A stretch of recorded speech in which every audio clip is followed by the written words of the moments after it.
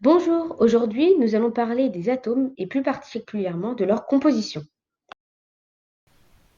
Pour commencer, quelques petits rappels. Donc, chaque atome possède un symbole ainsi qu'une modélisation, c'est-à-dire une sphère de couleur.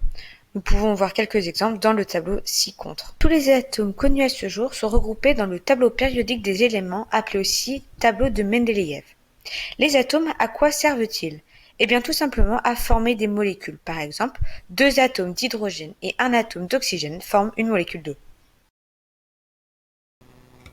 Bon, d'accord, mais qu'est-ce qu'il y a réellement à l'intérieur des atomes?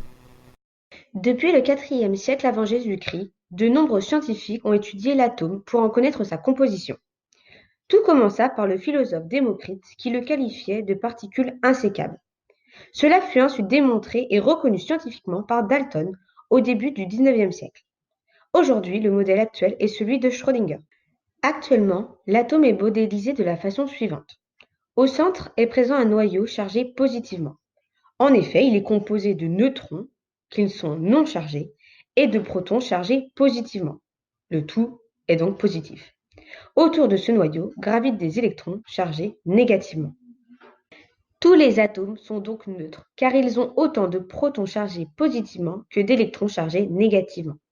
C'est pour cette raison que dans le tableau périodique, le numéro atomique Z correspond normalement au nombre de protons, mais aussi est égal au nombre d'électrons.